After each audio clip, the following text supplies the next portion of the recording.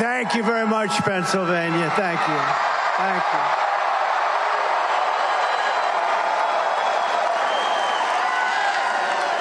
you. It's great to be back in this beautiful Commonwealth with thousands of proud, hardworking American patriots. That's what you are. That's what you are. And when I look at this crowd and I look at the crowd outside, and we stopped a couple of places and nobody's ever seen anything like it, you know, let me tell you, they have us up in the polls, as you know, in Pennsylvania and all over the place, actually. But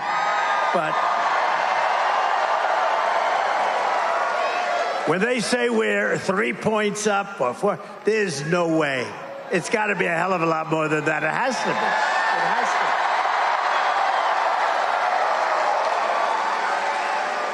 to be. You know, polls are fake also, just like these people, the fake news. They just...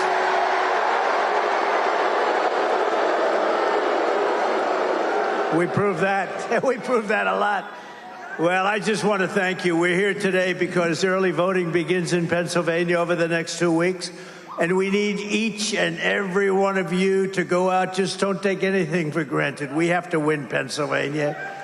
Go out and make a plan to vote early, vote absentee, or vote in person on Election Day. But you got to get out and vote. You got to say to your husband, Harry, get the hell off that couch. We can't take any chances because our nation is at stake. Our nation is going to hell.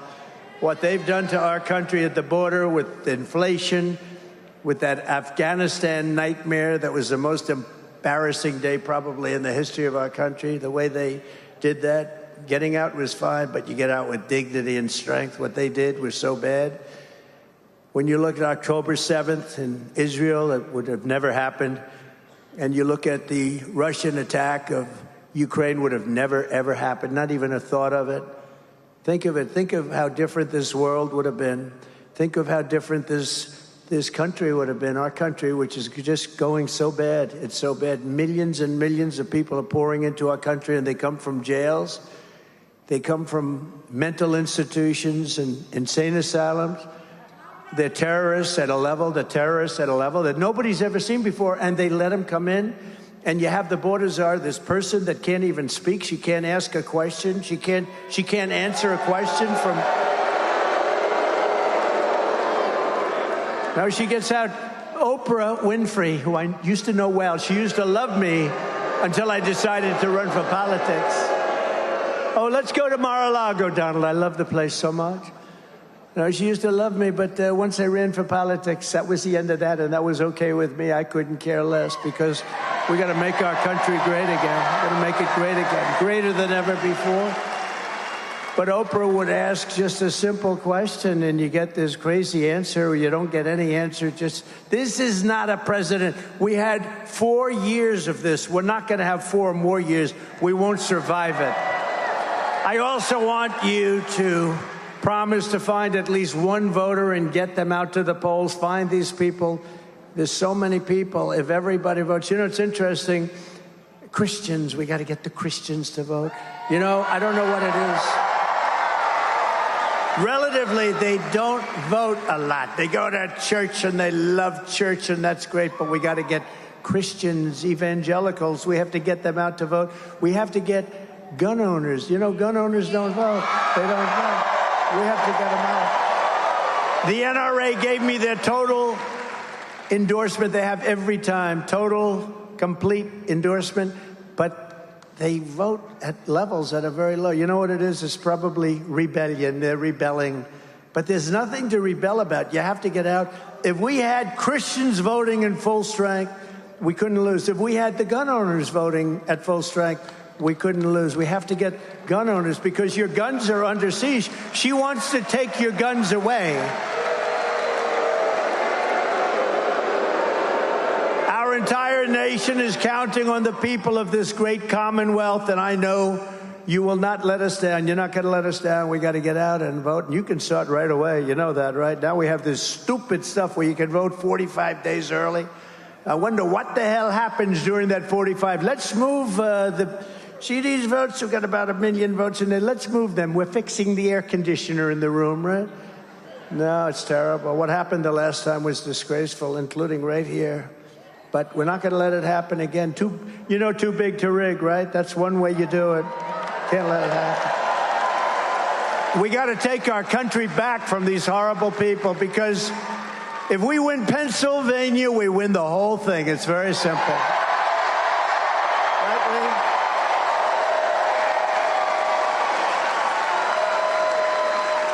Lee? 43 days from now. 43 days we've been waiting for 4 years.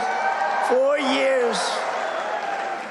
We had people that were so incompetent. They were the most incompetent leaders in the whole world. And she is worse than Sleepy Joe Biden. She's worse.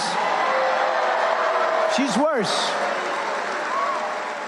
43 days from now, we're going to win Pennsylvania and take our country back, and we're going to be so happy.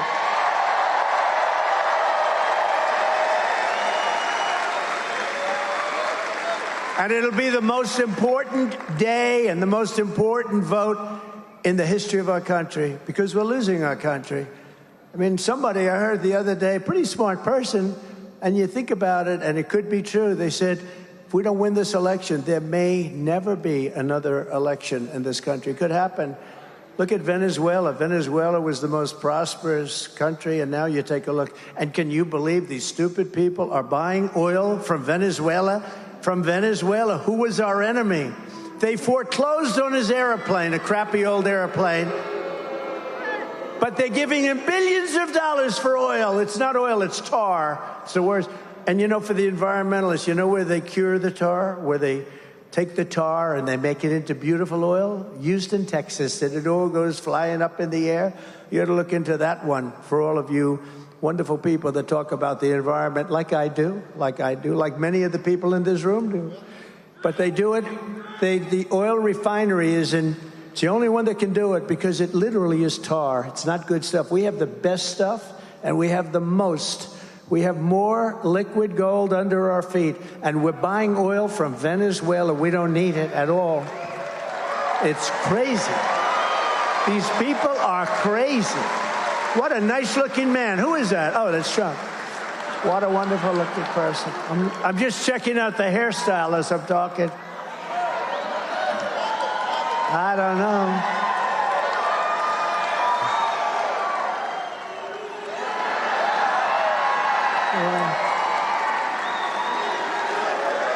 No, I'm checking. I'm talking. I'm looking up. I'm saying, I don't love it. Yeah, everyone don't love it. What the hell can you do? There's nothing I can do about it, right? We're stuck with it. Kamala Harris is reportedly giving a speech in Pittsburgh. Her speeches are very short. About her plan to, quote, build wealth. She doesn't know anything about building wealth.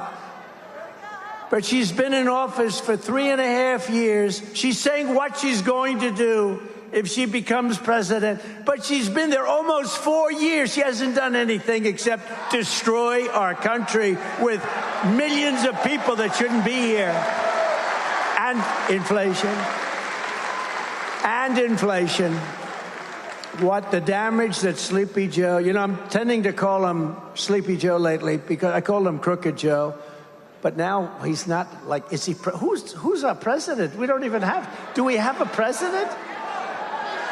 Why doesn't he leave? Why doesn't he leave? Now think of it.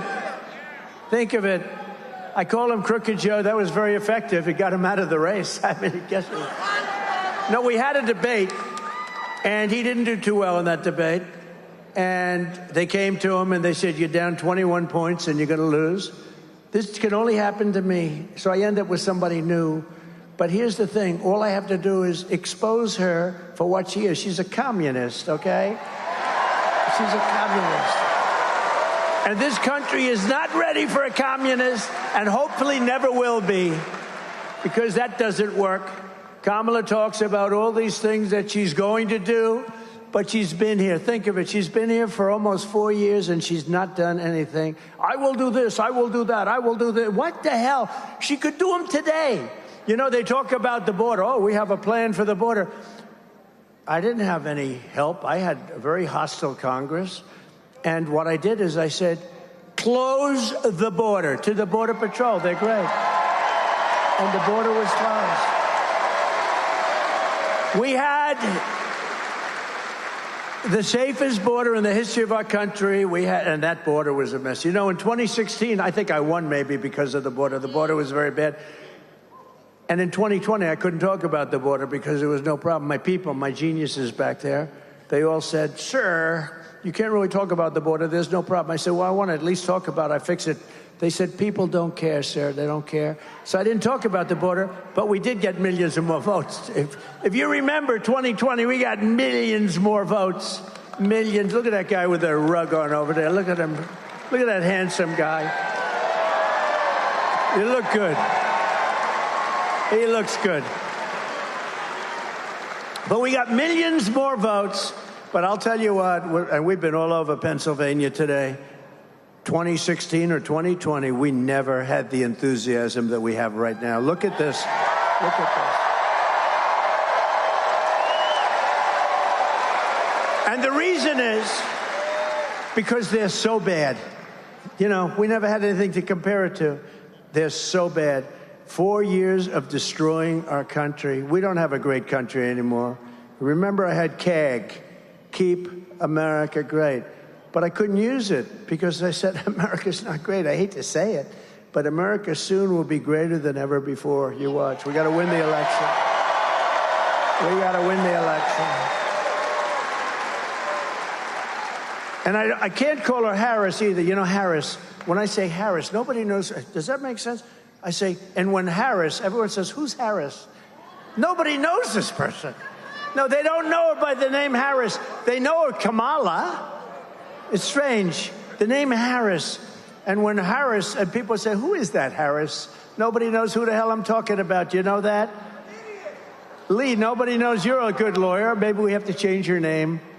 You know, but nobody knows a nice name, Harris. I know some people named Harris. They're nice people. She happens to be not a nice person. She happens to be a person that's destroyed everything she's ever touched. Kamala's ruinous economic policies have already cost the typical household $29,000 through rampant inflation, $29,000 per household. She's a one-woman economic wrecking ball, and if she gets 4 more years, her radical agenda will smash the economy into rubble and grind your financial situation right into the dust. You can't have it. You can't have it. We've had it. We've had it. The guy is incompetent, and she's incompetent also. She had the other interview with the other guy, who was a nice guy, I think, from Philadelphia, from Pennsylvania. And he was a nice guy. He was asking her all these. They don't take like I do. Anybody who wants to go. What the hell difference does it make?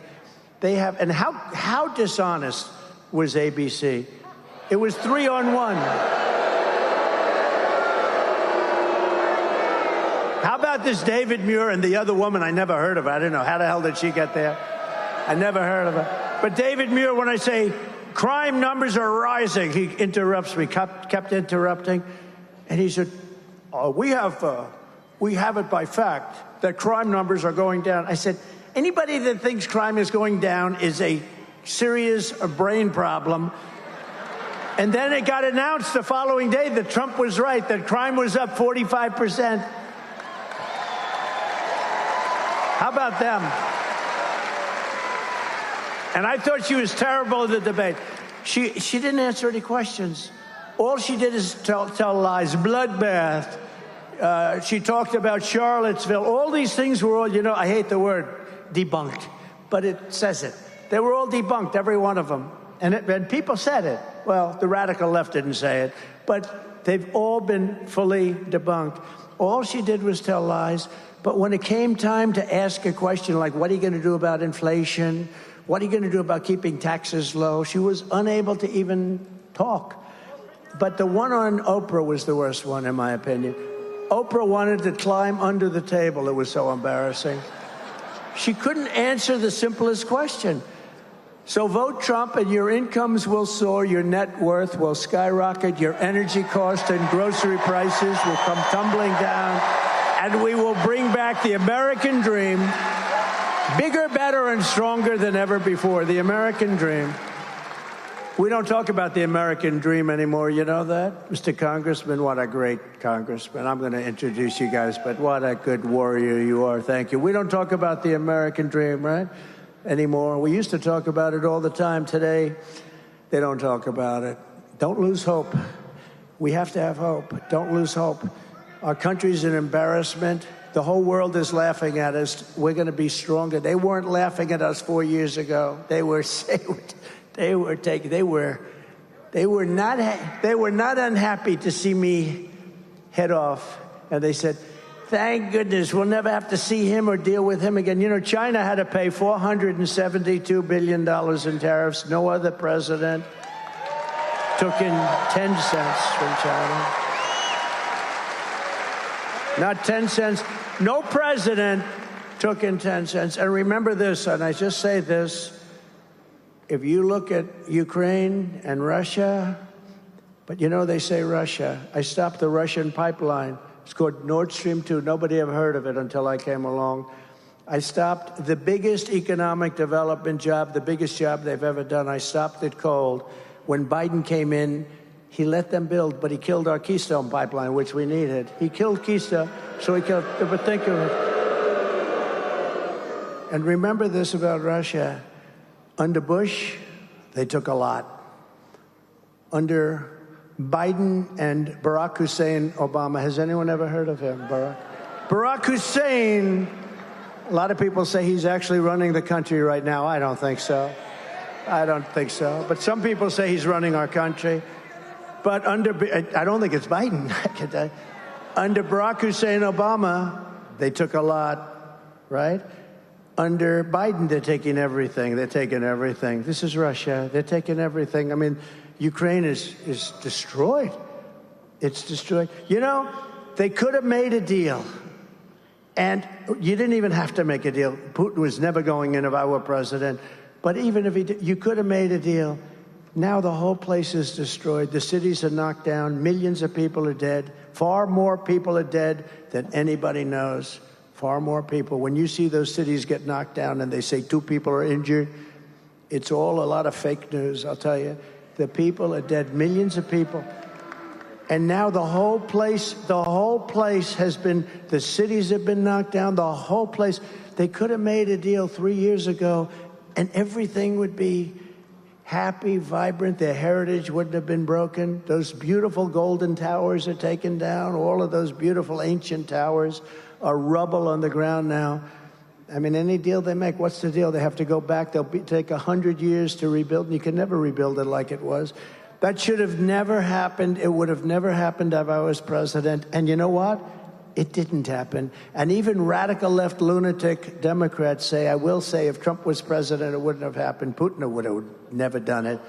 I said, don't do it, Vladimir. Don't even think. We're not going to do it, Vladimir. I said, Vladimir, we're not going to do that, Vladimir. And China, I had the same almost identical conversation with President Xi of China. Don't go in. Don't go in. He's got planes circling Taiwan. They're circling. He wants that so badly. And Vladimir wanted it badly. That was the apple of his eye. Ukraine was the apple of his eye. But I said, don't do it. He would have never gone in. Would have never happened. All these things would have never happened. But Ukraine now, I see Zelensky is here. I think Zelensky's the greatest salesman in history. Every time he comes into the country, he walks away with $60 billion. Billion! Walks in with $60 billion. He wants them to win this election so badly. But I would do differently. I will work out peace as president-elect. If I win this election, the first thing I'm going to do is call up Zelensky and call up President Putin, and I'm going to say, you got to make a deal. This is crazy.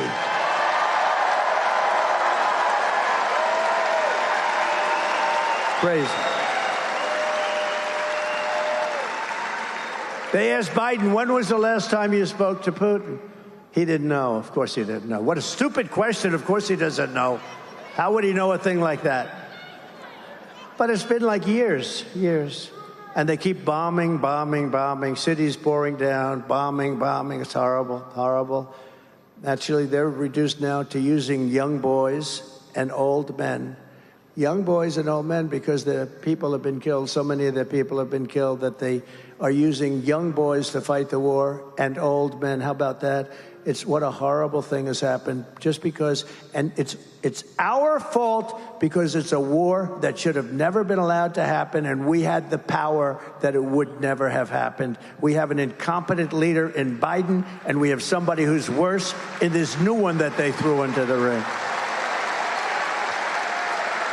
Central to Kamala's agenda for economic destruction is her plan to impose the largest individual tax hikes in American history onto our public, the largest small business tax hike in history, the largest capital gains tax hike in history. How about the capital gains tax, right? How about that one? And even the brand new wealth confiscation tax or unrealized capital gain. How about that? Unrealized. You know, I know a lot of people that are rich, but they have no cash. They're rich as hell, but they have, what are they going to do? They have to pay cash to unrealized. In other words, you pay a capital gains tax even though you're not selling your property, your stock, or whatever it might be. I don't think it's ever even been done. It's been thought of by communist nations, but I don't think it's ever been done. You know, her father is a fascist. He's a Marxist, and he's a teacher of Marxist economics. What the hell are we doing? What are we doing? Where have we come? Which will annihilate, if they do that unrealized capital gain, which I can't believe they can pull it off, but if they do it, it'll annihilate the stock market and wipe out the savings of millions of seniors and middle-class families. It'll wipe out our country. Our country will be driven in, I think anyway it'll happen. You know, a lot of people say the only reason the stock market's high is everyone thinks I'm going to win the election. I believe that's true. A lot of the biggest, smartest. Uncle Sam? Look, it's Uncle Sam. Uncle Sam is here. Do you agree with that? Uncle Sam says, no, a lot of people agree. I think it's going to be horrible. We don't win for so many other reasons, too, but you'll have a depression like 1929. Kamala Harris is the tax queen, and she's coming for your money, she's coming for your pensions, and she's coming for your savings unless you defeat her in November and want to take away your guns. Remember that. Always remember that. As president, I will keep Kamala's greedy hands out of your pockets, and we will deliver gigantic tax cuts. I gave you the largest tax cuts in history, and we are going to go further. That's what created the greatest economy. You know, when they say compare yourself now, but do something else. Compare costs now. Compare the cost of bacon with the cost of bacon 4 or 5 years ago. Compare the cost of just groceries. I mean, some of these things have gone up 4, 5, 6 times. Energy, interest rates. How about, I was at 2% interest rates. Now they're at 10%, but you can't get the money, so you got to keep going up. Okay, you're not at 10% if you can't get the money. We will have, I'm very proud of this, and then she copied me on one of them, only one. I'm waiting for the others. We will have no tax on tips.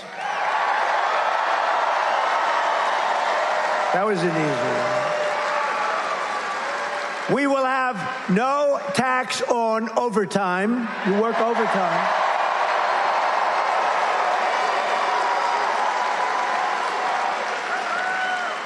And for our seniors who have been decimated by the stupidity of inflation, these people, what they did to you on inflation, we will have no tax on Social Security benefits. No tax. You've been decimated. They took it all away. They took it all away from you. And for all the suburban households paying high property taxes here in Pennsylvania, I will restore the SALT deduction. Do you know what that is? SALT deduction. You will. To save you thousands of dollars. Maybe I shouldn't bother with, but that's a good one, but you guys don't know what the hell it is. That's a good one. People think of New York, but it actually affects you very much, too. I think I'll keep it off for Pennsylvania. You don't care. You didn't like that one so much, but it's actually pretty good. It's no wonder that Kamala Harris was just officially endorsed by IRS agents. Do you believe it? That's when you'd say, I'd rather not have that endorsement. But I've been endorsed by virtually every police group in the entire nation.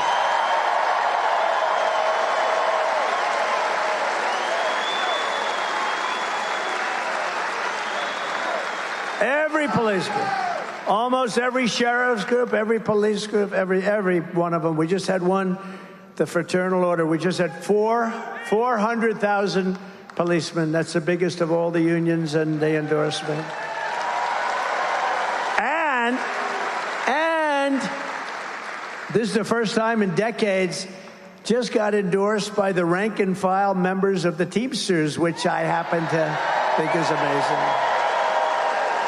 That was a surprise. That's automatic for the Democrats, and they now the bosses didn't endorse me, but they had a problem because they got 30% of the vote. We got actually 60 or 61% of the vote. Can you believe it? So the people that were in the 61, the people that want us, they said, well, how come you didn't endorse them? Why do you? They're just going to take a pass. But maybe that's okay. That's all right. We know where they stand, and that's good. Kamala Harris is the candidate of the tax collectors and the Washington bureaucrats. I am the candidate of the American worker, and I always will be. I always will be. But perhaps Kamala's biggest tax hike of all is her vicious attack on Pennsylvania energy. You're under attack. If anybody here believes that she will let your energy industry continue like fracking, you should immediately go to a psychiatrist and have your head examined. On dozens of occasions, Kamala said that she intends to ban fracking. I'm going to ban it. I'm going to ban it. I think we have a clip. Would you like to see a clip? I spend a lot of money on these clips. Spend a lot of money on these clips. That's why I am committed to passing a Green New Deal, creating clean jobs, and finally putting an end to fracking once and for all. Mama Kamala just don't give a frack.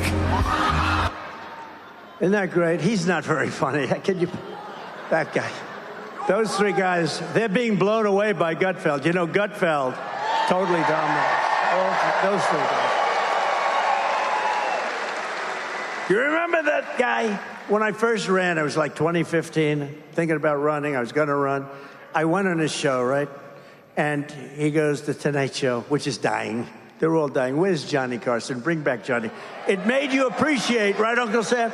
It made you appreciate the greatness of Johnny Carson and these guys. These three guys, they're so bad, all three of them. All three of them. But this one, I go on his show, and he goes, is that your real hair? I said, yeah. He said, do you mind if I mess it up? I said, I'd prefer no. Do you remember this? I said, I'd prefer it if you didn't, to be honest, but if you have to. So he grabs it, and he starts really going crazy, right? And everybody laughed, and it was a big thing, and it was a big hit. It was all over the place, and he got great ratings and all. And 6 months later, he went out because he was under pressure to apologize because he humanized Donald Trump. Do you remember? And he stood up and he said, I'd like to apologize. 6 months ago, or whatever it was, I messed up Donald Trump's hair and it humanized him and he became president. And I would like to apologize. How weak and pathetic is a guy like that? And his show died, but the other two shows are dying. The one on ABC is dying. He was the worst host in the history of the Academy Awards. Remember I did that? Remember I wrote I put a truth. Everybody should go to Truth immediately. And by the way, we also love Elon, I have to tell you. Gave me a big endorsement, big one. But remember in the Academy Awards, I said how he's the worst host in the history of the Academy Awards. And this stupid guy goes up, and just before the Best Picture of the Year, the show is almost over. They're waiting for the Best Picture of the Year. He gets up and he says, and his wife said, please don't do it. Please, darling, don't go out. His manager said, don't do it. I have to do it. He goes out and reads my truth to the entire audience right before the prime time, the Best Picture. And it said, basically, he is the worst host of the history. He reads the whole thing. And then I think he said something like, ha, ha, ha, he thinks he bothers me, or some crap like that.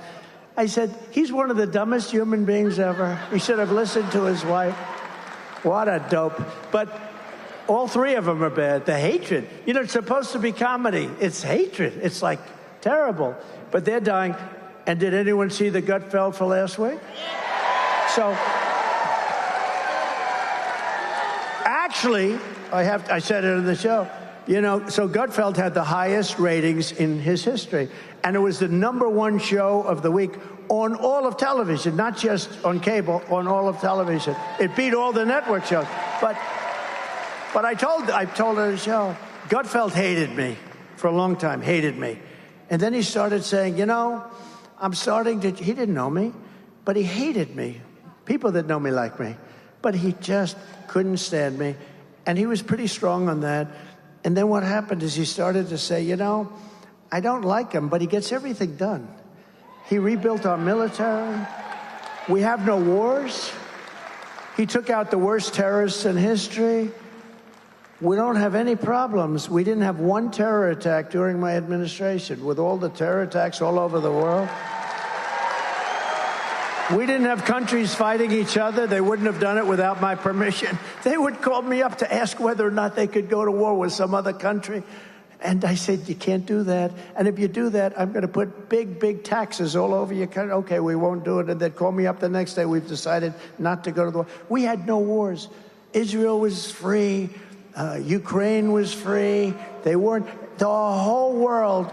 Viktor Orban, who's the prime minister of Hungary, he said, if you want to solve, because now everything's blowing up. The Middle East is going to end up in World War III. Ukraine's going to end up in World War III. So many different. We could end up in World War III with incompetent leadership. With smart leadership, it never happened. But it's tougher now than it would have been 3-4 years ago. I mean, the whole place. And more importantly, no matter what you do, you can't get those cities back. You can't get that civilization back. And you can't get 3 or 4 million lives back. You can't do it. But Gutfeld said on the show, he said, you know, I don't love this guy, but man, everything he touches, he fixes. He gets it done. Our country was doing great. We had the best economy. And he asked for an interview. And I said, you know, I'll do it, but I'm begrudgingly, 10 minutes. I don't really want to do it because he doesn't like me. I guess I don't like anybody that doesn't like me, I'll be honest. When they don't like me, I don't like them, okay? Sounds childish. Look at the wall. Mr. Wall, stand up, please, Mr. Wall. When they don't like me, Lee, I don't like them. That's the way it is. Call it a personality defect. But we did an interview, and it was supposed to be 15 minutes, and it lasted for 2.5 hours. It just never stopped. There was a great chemistry. We actually liked each other.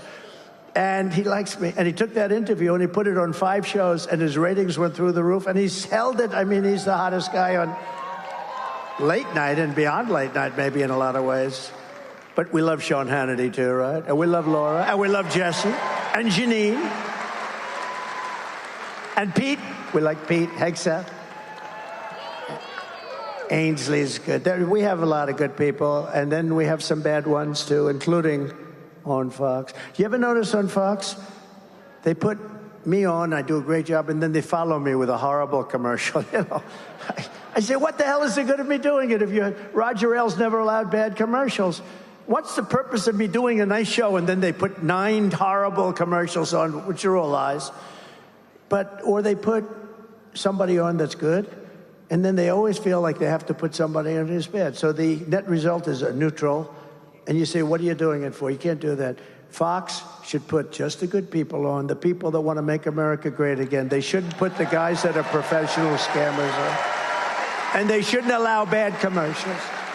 Just a few months ago, Kamala imposed a natural gas export ban. Can you believe that? That is brutalizing Pennsylvania energy jobs. You know about it, right?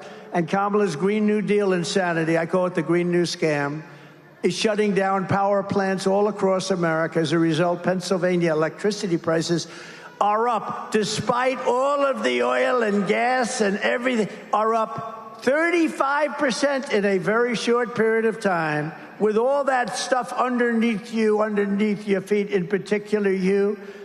Since she took office, we are looking at another rise now of anywhere from 30 to 50% very quickly.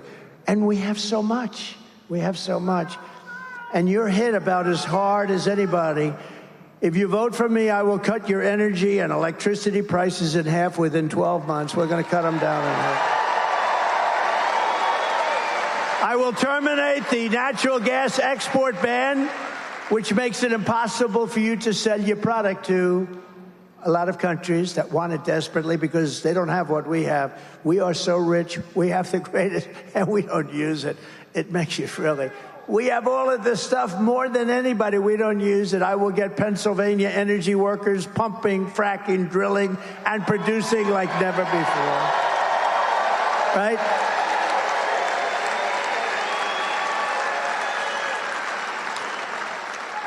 And I don't know about how you feel, but I do, because this was the greatest company in the world 60 or 70 years ago.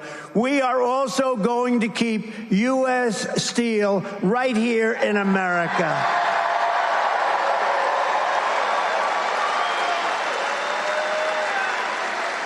We have to be strong and powerful again, and we must put tariffs on foreign predators. They are predators, so that they don't destroy our steel industry. The people that like me the most of the steel, they were dead when I came into office. They were dead. And I put taxes on China. China was dumping massive amounts of steel to destroy our companies. I put a 50% tariff. Then I raised it in some cases to 100%. And at a certain level, they said, no mas, we're not doing it. Remember, no mas, Roberto. We love Roberto Durando. And no mas, no mas. And they said no mas, and that was the end of it. And our steel companies were saved and thrived. And now we're losing our steel companies again because we have stupid people in the White House. We must keep our steel companies, and we must keep making steel more than any. If we have a war, are we going to call up, China, could you send us some steel, please? Oh, I forgot about that. If we have a war, think of it. If we need it for our military, how do we build our tanks? How do we build our ships? We wouldn't have any steel. We have to make U.S. Steel great again. It doesn't have to be what it was. It was the greatest company in the world. Think of it. U.S. Steel was the greatest company in the whole world. That would be like whatever. You know, today our big companies are like Google and this and that. They're not the same. U.S. Steel is the strength. Google is all... Give me a break. Not the same. Not the same. You see all the stuff that Google and Facebook and all what, they got caught cheating on the last election, the bad things they did, the 51 agents and all of the stuff, the laptop. Remember, it was Russia. It was Russia, Russia, Russia. No, it was Hunter, Hunter, Hunter, as we said. And they affected the election very much. It came out many points, 11 points, 12 points. But that's what we have. And we can never let that happen again. And I said, we're going to go after anybody that gets caught cheating on the election. We're going to go after them harder than anyone's ever been sought before. Because these people are really a threat. They are a threat to democracy. The Democrats are a threat to democracy. That's the real threat. Under my plan, America will be a manufacturing superpower once again. We will be the envy of the world, and we will build that incredible future right here in Pennsylvania.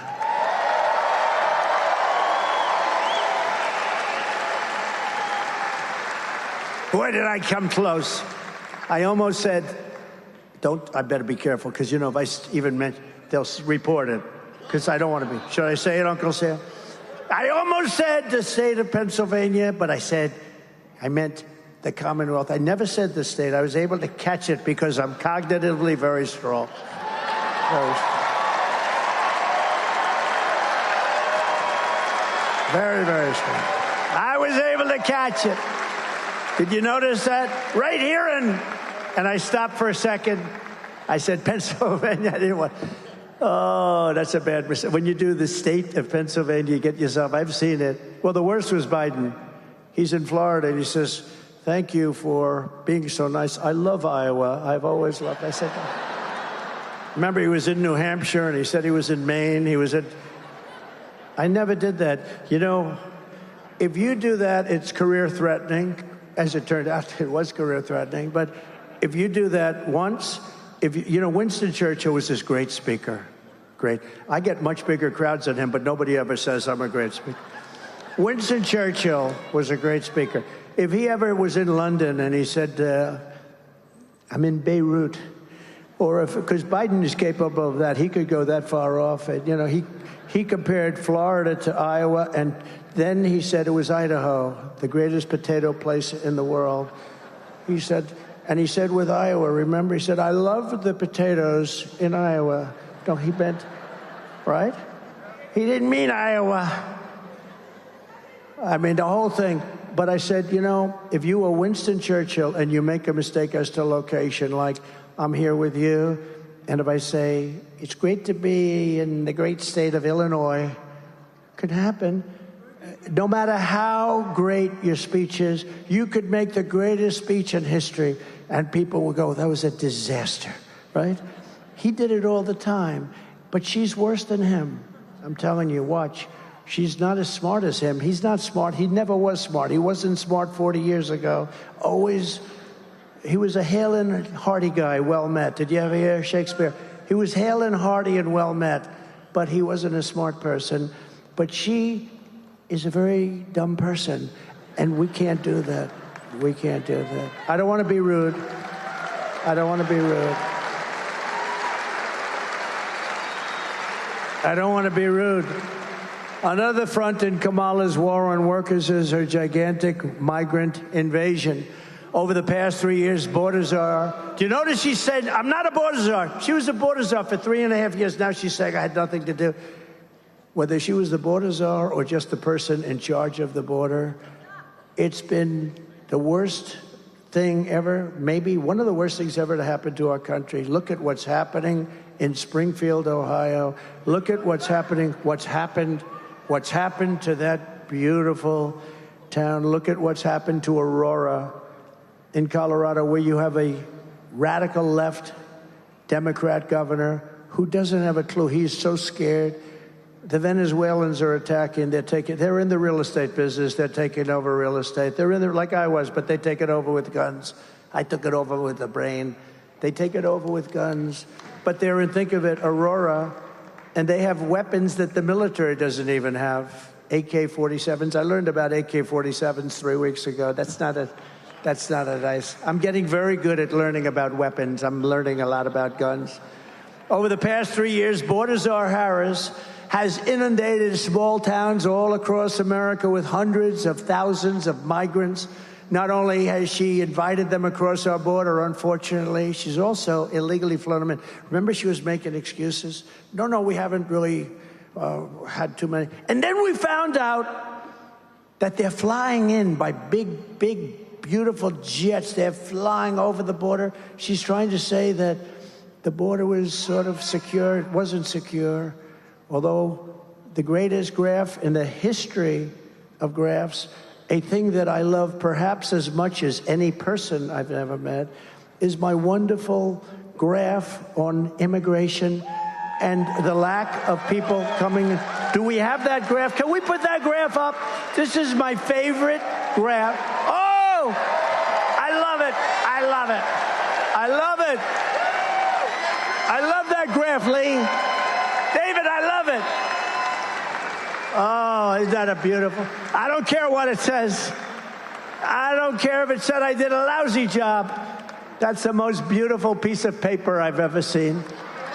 You see the arrow in the bottom? That was the week that I left office. See the arrow on the bottom, the big red arrow? That's the lowest level. This was done by the Border Patrol. This looks like a Trump special. It wasn't. That was done by the U.S. Border Patrol, who are phenomenal. ICE is phenomenal. That was done by the Border Patrol. That was the lowest level of immigration we've ever had in the country. And then these idiots, these stupid idiots took over, and look at what happened to our numbers. Look at what happened. Look at what happened to the numbers.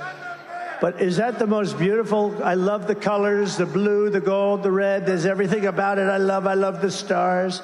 Because if I didn't look over to the right to see that beautiful graph, I said, put up that graph, please. If I didn't look over to the right, I wouldn't be here with you tonight, and that would be a very terrible thing. What a beautiful thing.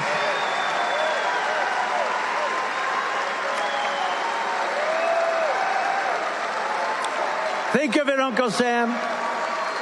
Immigration saved my life. Think of it. Immigration saved my life. No, it's great. Well, thank you. And thank you. I sleep with that pace. Every night I go to bed with it. Say, darling, it's time to go to bed. Let's go. What a beautiful sight. Thank you very much. Okay, thank you. Great job that you were able to get it so fast. I didn't think we were going to be using it. I didn't think I was going to use it in Butler. It was just, I always use it at the end if I use it. I only use it, you would know, you go to every damn rally, right? He's at every rally. And he makes a lot of money. I think he's probably an accountant. He's a CPA. He's a genius. But he goes to every rally. But, right, I rarely use it. But when I use it, it's always on my left, and it's always at the end of the speech. This time I just thought of it. As you can see, I don't use the teleprompter too much. Isn't it nice to have a president that doesn't have to use a teleprompter? Isn't that nice? Right?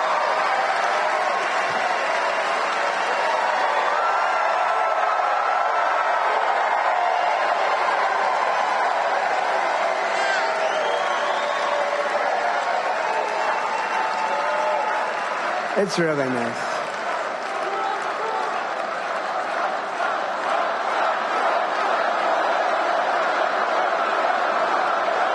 Thank you very much. By the way, we had a rally in Lee's part of the woods out on Long Island, and that was unbelievable. We filled up where the Islanders play and the Nets were playing. They used to play there, a big, like a Madison Square Garden type arena. We filled it up. We could have filled it up 3 times. It was an amazing, just less than a week ago, right? That was great. Lee was there. Kamala has illegally flown in more than 500,000 migrants, right? When she was saying, no, we don't want to do that. And she's got, these guys actually want these people in our country. It's not even believable. Working with left-wing nonprofits to inundate Pennsylvania communities, changing the character of small towns and villages all over our country and changing them forever. They will never be the same. They will never be. Do you think Springfield will ever be the same? I don't think. The fact is, and I'll say it now, you have to get them the hell out. You have to get them out. I'm sorry. To get them out. Can't have it. Can't have it. They've destroyed it.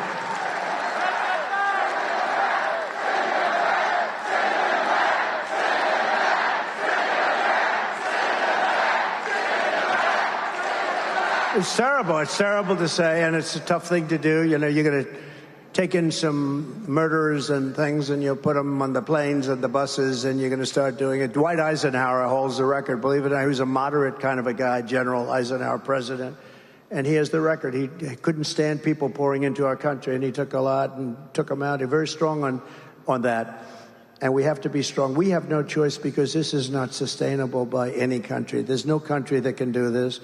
I mean, what were they thinking when they did it? What were they thinking? This is like, who would allow men to play in women's sports? Well, this is bigger. This is bigger. But it's the same thought. Who would allow? We're allowing open borders where millions of people that we have no idea who they are, where they come from. We don't know if they're murderers, if they're killers. Many are murderers, though, because prison populations are being released into our country. And these are tough people.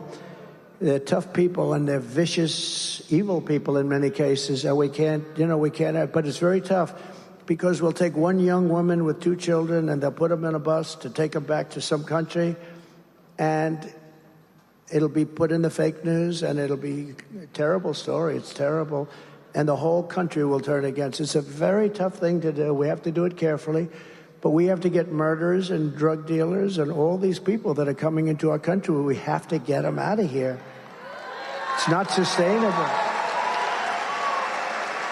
And not far from here, The 4,000 person town of Charleroi. Do people, oh, you know Charleroi?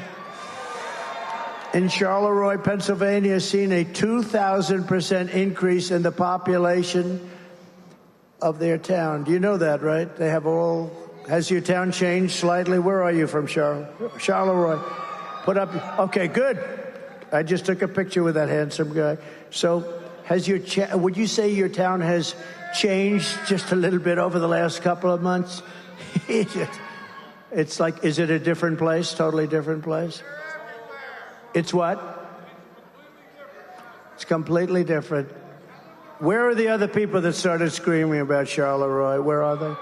Okay, has your beautiful town changed? Yes. It's you can't do it. 80%, think of it, of the capital, and it's composed of lawless gangs. We're not gonna do this. All of the gang members, MS-13, they're being brought into our country because Venezuela doesn't want it. Remember this: Venezuela has sent their criminals into our country, has emptied their jails, not fully. They've still got people, but I don't know why, because I would have been worse than him. I would have emptied it. If I ran one of those countries, Honduras, any of them, even Mexico to an extent is doing it, and they shouldn't be doing it at all because they're getting rich off of us. They're getting rich. They shouldn't be doing it at all. They're going to stop immediately. But so many of these countries, I would do it. If I were the president of one of these countries, and they're all smart, street smart people, I would have had them all. I don't know why Venezuela does it, but they have a lot of the jail population in our country. They probably couldn't get enough buses and planes. That's probably the only reason. But they're dumping jail populations, the criminals of the street, into our country. And there's only one thing that can happen, and it's really bad. And it's happening. And now you see it. And I said this 3 years ago when I heard about it. I said, this is only going to be bad. Think of the cruelty Kamala Harris is inflicting on the people of Pennsylvania. You live in a small town your whole life. You pay your taxes. You really are exemplary. You pay everything. You do everything. You love your town. You love your country. You know the town so well by name, you're just so proud of it. And suddenly she flies in thousands and thousands of migrants from the most dangerous places on earth, and they deposit them right smack in the middle of your community. And you're a nice person, and you want to be politically correct. I see it very much in the cities, like the governor of Colorado. The guy's a real stiff, but he's up talking, and he says, well, these are fine people. He doesn't want to say that they have AK-47s and they're taking over large portions of real estate. He doesn't want to say it. They want to be politically correct.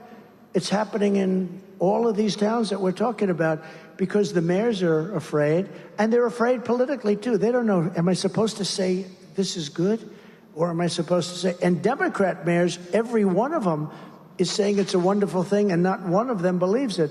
But they're afraid to go against the stupid party that's in Washington. So now your schools can teach because the majority... They can't teach because the majority of students don't speak the language. The housing market is destroyed. Crime is rampant. The jobs are taken by migrants illegally imported to our countries. Your school classes, you can't get in. You can't get into your hospitals. Nobody can get into the hospitals. They're driving to hospitals 300-400 miles away. The media is desperate to stop us from having this conversation. The fake news, look at all of them. They have a lot of people there. Oh, they have some of the big ones. They have some of the big ones. Wow. Oh, that's very impressive. They have some good ones, too. But that's exactly why we must have this conversation. We have to have it because the media doesn't want to talk about it. They don't want to do anything that's going to embarrass Kamala because I don't know why. Number one, the country's going to die. They're going to die. They're already dying to a large extent. But if I get elected, they're going to do much better because we get higher ratings. We get the high. Greg Gutfeld got the highest ratings in the history of his show. Think of it. The number one show of the night, including networks. Nobody knows that. And maybe I think the number one show of the week. No, but they'll do much better, but they don't realize that. They haven't realized that yet. This isn't an attack on any group of people. It's common sense. We're really talking about, we're the party of common sense. We're conservative, all that. We are the party of common sense. That's what we are. That's what we are. We want to have strong borders, great education, school choice. Does everybody like school choice? We want to move the Department of Education. We're ranked at the bottom of the list, the worst. We spend more money per pupil than any other country by far, and yet we're at the bottom of the list. Out of 40, we're ranked about number 40. And I'm going to close the Department of Education and move education back to the states. And we're going to do it fast. Maybe I'll have you do that. I'll use Lee. Maybe I'll have you. You could do it. That's not too easy. We'll get somebody great. We'll get Lee Zeldin is here with us tonight. I think that's the job for Lee. Or Vivek. Or we'll get somebody. We like Vivek. We need somebody with a lot of energy, a lot of strength, energy, and intelligence. But it takes centuries to build the unique character of each state. And we are going to. And when you do that, so the number 1 rated country is Norway. The number 2 is like Denmark. And, on and on it goes. Spend much less money than we do, and they have the finest education.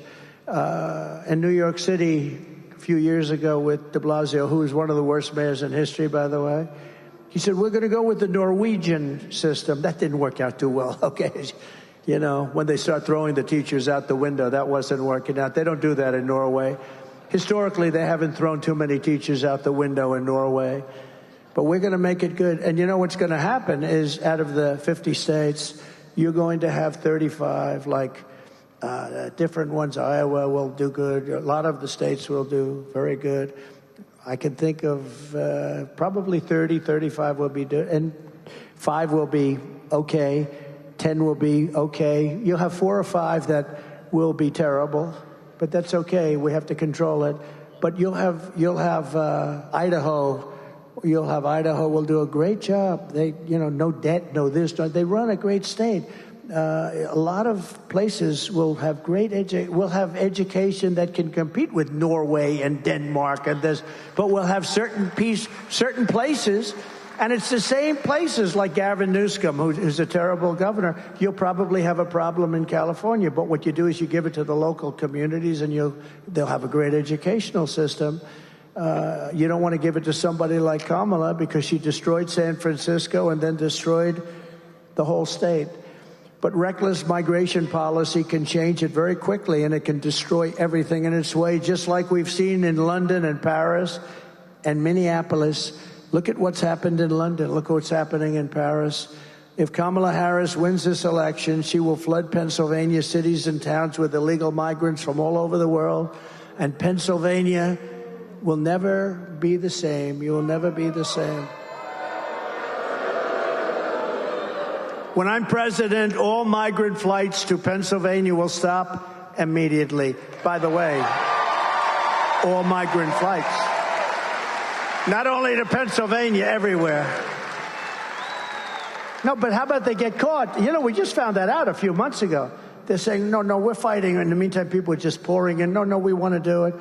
And then we learned that the airplanes are flying. That means that, it's just a big con job. Remember this. For a long time, she's been talking about her experience at McDonald's. I worked at McDonald's over the French fries. It was so hot. I think I'm going to go to a McDonald's next week someplace. I'm going to go. Might not be in your place. I'm going to go to a McDonald's, and I'm going to work the French fry job for about a half an hour. I want to see how it is. But she said she worked and she grew up in terrible conditions. She worked at McDonald's. It was such. She never worked there. And these fake news reporters will never report it. They don't want to report it because they're fake. They're fake. They don't want to report it. She never worked at McDonald's, but it was a big part of her resume. They went to the different places. Did she work here? Did she work here? Did she work here? She said, we don't know who the hell she is. Leave us alone. We're making hamburgers. We will end the invasion of small-town Pennsylvania, and we will end the destruction of America. It's destroying our country. This country is going to be better than ever before. But we have to do certain things, and we have to do it quickly.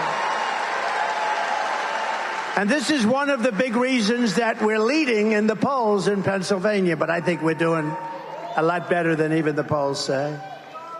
In the latest Emerson poll, we're up in Pennsylvania, Arizona, Wisconsin, and Georgia pretty substantially. In today's latest New York Times, if the New York Times gives me a good poll, you know we're way up.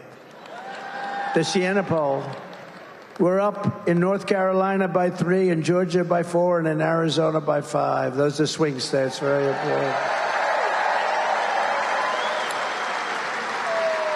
And a poll on a state that Republicans just haven't won in many, many years for president.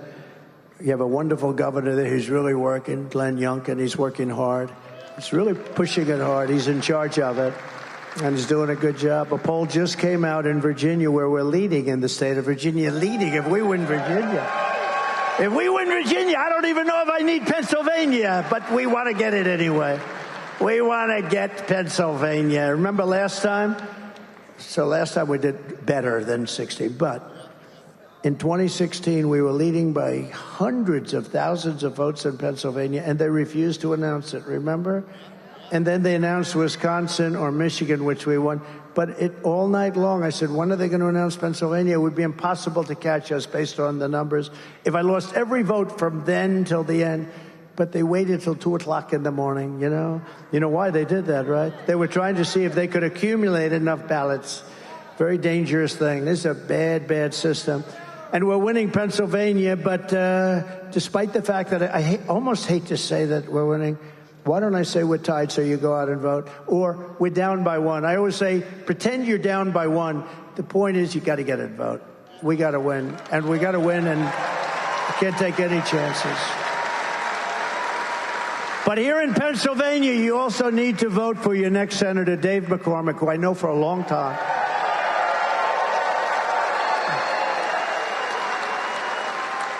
And he's going to defeat Bob Casey. He's going to stop inflation and secure our borders.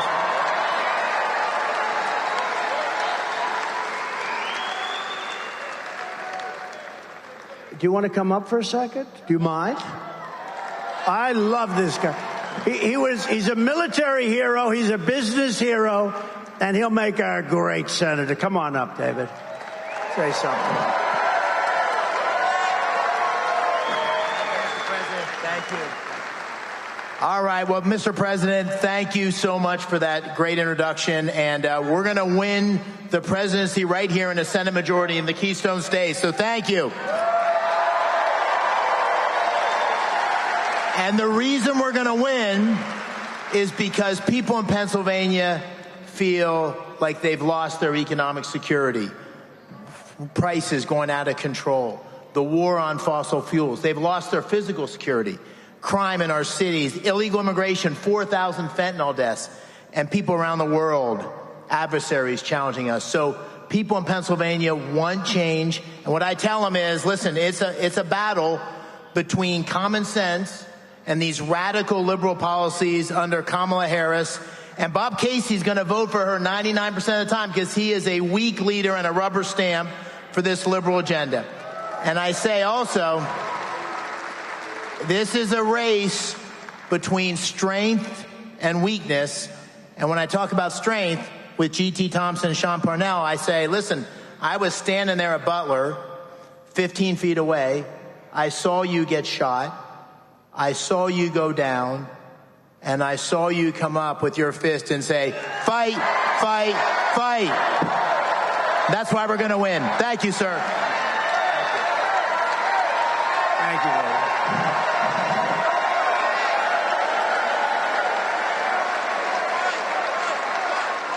Thank you very much. And he's a good man, I'll tell you. Very successful guy. He goes through a lot to do this. And Bob Casey, I can tell you, I was there for 4 years at the highest level. I met everybody. This guy does nothing for Pennsylvania. He's not going to help your oil, your fracking. He's not going to help anything. And David will be a warrior for your Commonwealth. He will be a warrior, total warrior. So thank you, David. Thank you very much. We're also pleased to be joined. Oh, I have so many people here. I have congressmen, I have senators. It's brutal. You know, when you introduce people, you always miss a couple of them. But I'm going to apologize because I see somebody there that I think is a certain senator, but I'm not 100% sure. The eyes aren't what they used to be, I'll be totally honest. The brain is better than it used to be, but the eyes aren't what they used to be. But you always get yourself in trouble. But I'm going to introduce somebody that's been amazing, Congressman Glenn G.T. Thompson, who's sitting with us. Thank you very much. Thank you. Thank you, G.T. Thank you very much. Great job. He's a warrior.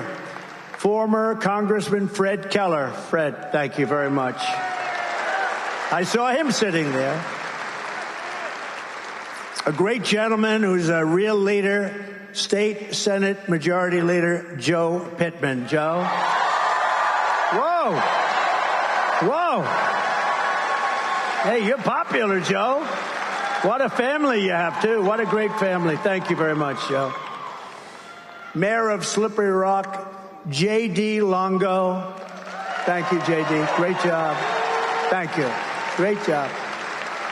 And a friend of mine who's a warrior and a very strong guy, a tough guy. They had a bad deal with that election.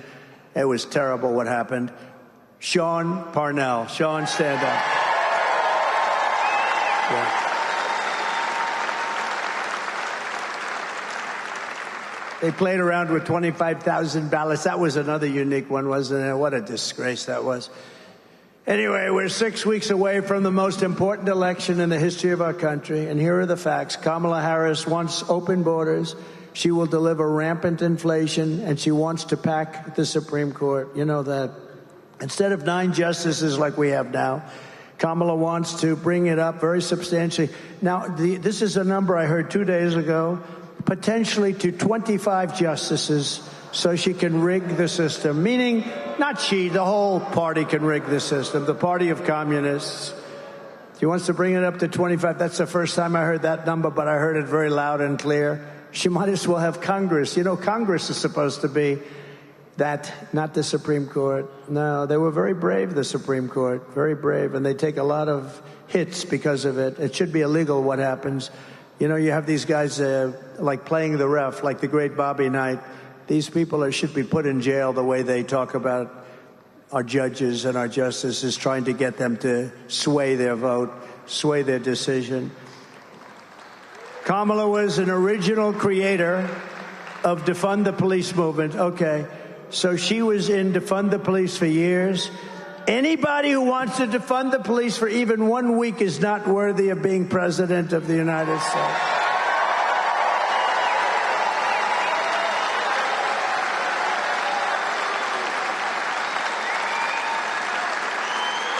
Can you imagine? That's where she came from. That's where she came from. That's her theory, and that's her way, and that's her policy. You know what the policy is?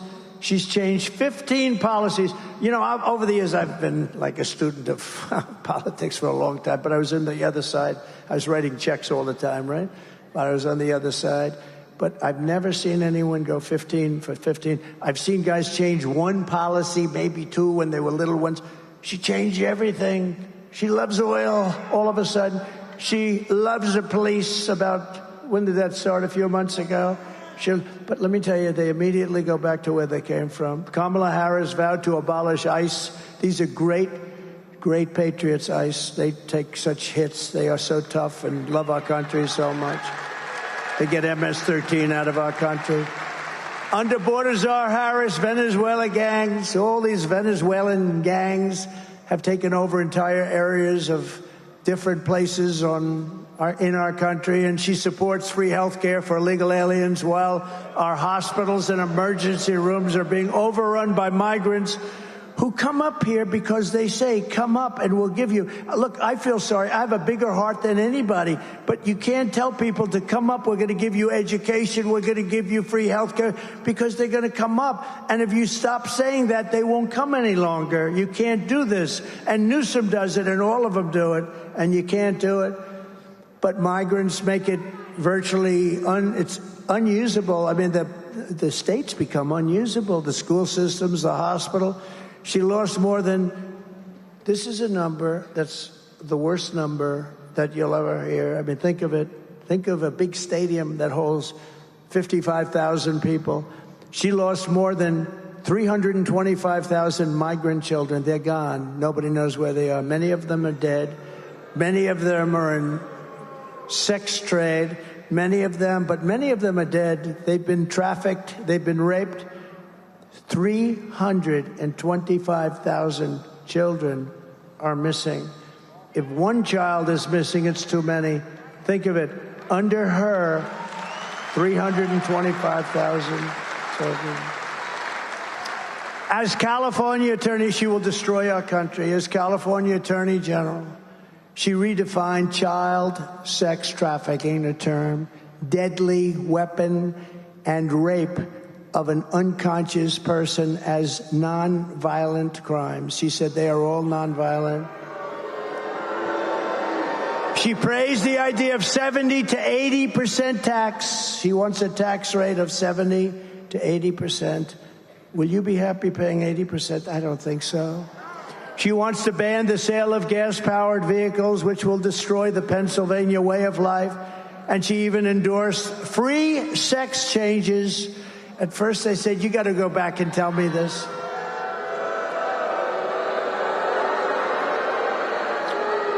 And this was recently. She endorsed free sex changes for illegal aliens in detention centers all over our country at taxpayer expense. You don't hear this on Oprah, do you? Think of that. Sex change, you're detained. You're being held in a detention center, and you say, I want to change. I want to become a woman.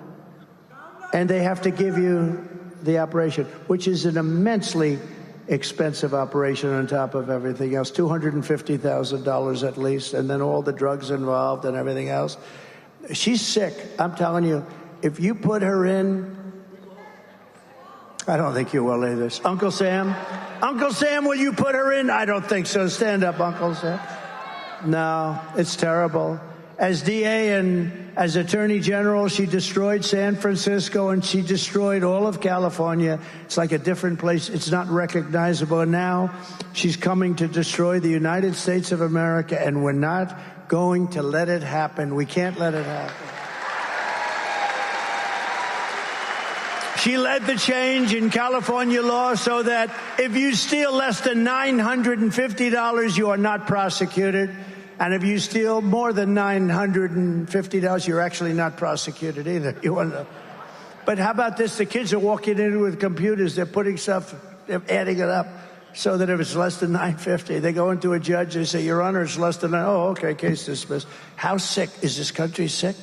Less than $1,000, you don't get prosecuted. She even lied about Joe Biden's cognitive abilities. Remember, she said, oh, he's fine, he's fine. A great disservice to the American people because he's negotiating with Russia, China, North Korea. He's negotiating with people that are probably in a state of shock. They say, can you believe this? Because they're all at the top of their game. I know all of them. They're at the top of their game. And we are at the most dangerous point in the history of our country. We could end up in World War III because of this lunatic and her. She's so much worse. She wants to take away your guns and your rifles in violation of the Second Amendment.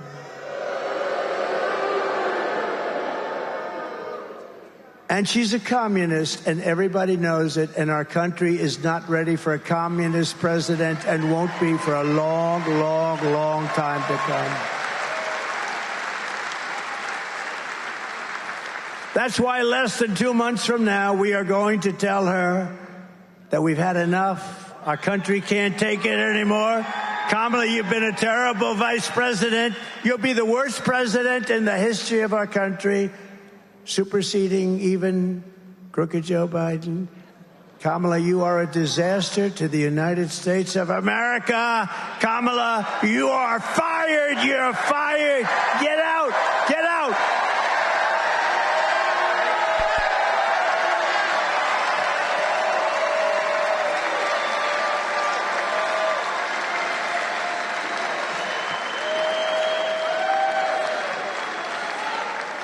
All right, so we have to talk business. I always thought women liked me.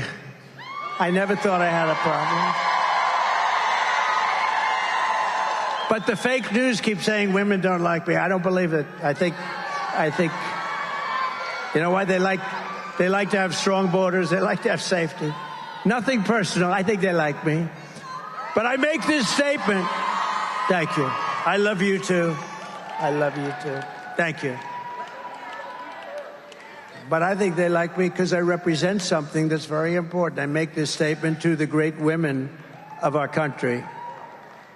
Sadly, women are poorer than they were 4 years ago, much poorer, are less healthy than they were 4 years ago, are less safe on the streets than they were 4 years ago, are paying much higher prices for groceries and everything else than they were 4 years ago, are more stressed and depressed and unhappy than they were 4 years ago, and are less optimistic and confident in the future than they were 4 years ago. I believe that.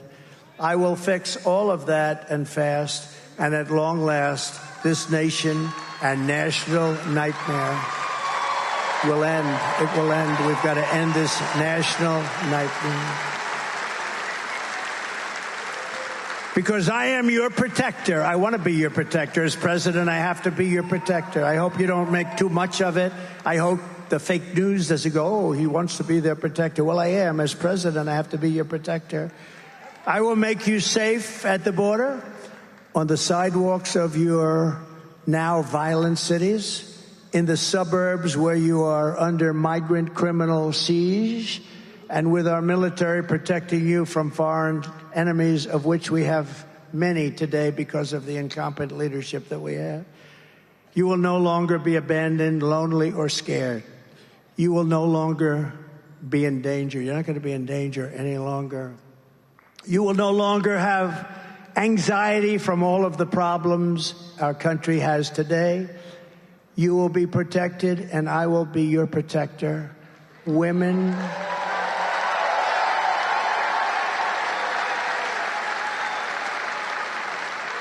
will be happy, healthy, confident, and free.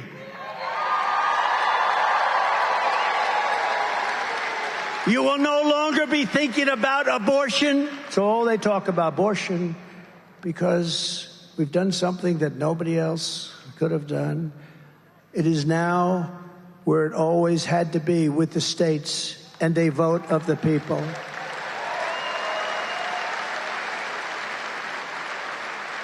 And it is and will be, with powerful exceptions like those that Ronald Reagan insisted on for rape, incest, and the life of the mother, but not allowing for Democrat-demanded late-term abortion in the 7th, 8th, or 9th month, or even execution of a baby after birth.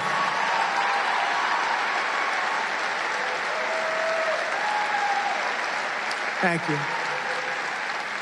Thank you very much. Such an important topic.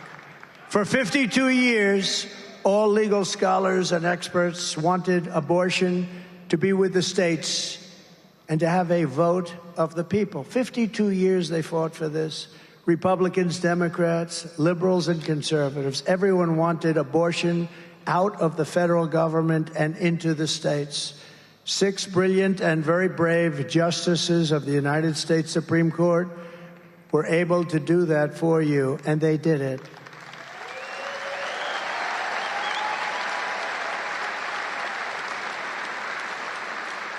It will never move back to the federal government.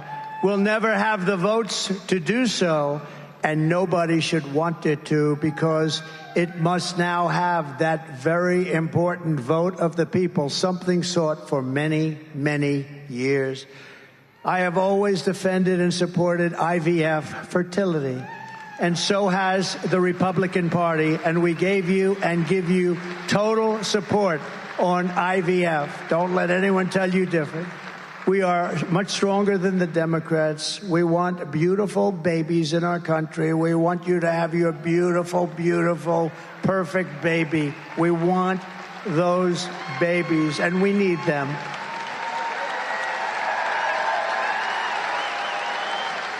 And I will protect women at a level never seen before. They will finally be healthy, hopeful, safe, and secure. Their lives will be happy, beautiful, and great again. And it's my honor to do so. It's my honor to do so. Because that's all they talk about. Our country's a mess. It's a mess. The borders are bad. The trade is bad. The inflation is bad. It's the worst time in your lives in our country. We're being laughed at by everybody in the world. Everything is wrong with our country. Nothing's right. And all they talk about is abortion. The fact is, for 52 years, they've been trying to do what we did. And the votes are all taking place in Ohio. It took place in Kansas. And it was more liberal than people would have thought. But it's taking place all over the land, and the vote's going to change, and it's being negotiated. But it's the vote of the people, and it's with the exceptions. We want to have the exceptions. Some people have to follow their heart, but it's hard not to have the exceptions. It really is. But that's all they talk about. The country's falling apart. We're going to end up in World War III, and all they can talk about is abortion. That's all they talk about. And it really no longer pertains because we've done something on abortion that nobody thought was possible. And I give those three brilliant, if you think about it, and it'd be really badly, with two little jabs. And that person went on to very easily win the gold medal. There was another person who transitioned, Uncle Sam also. Different country, transitioned, different weight class, transitioned. Won the gold medal. So you had two people that transitioned, both happened to win the gold medal. Is anybody surprised by that? These people are sick. And you know what? It's so demeaning to women, when you think of it. We will defend the Second Amendment, protect religious liberty, and restore free speech, and we will secure our elections. Everyone will prosper, every family will thrive, and every day will be filled with opportunity and hope. But for that to happen, we must defeat Comrade Kamala Harris.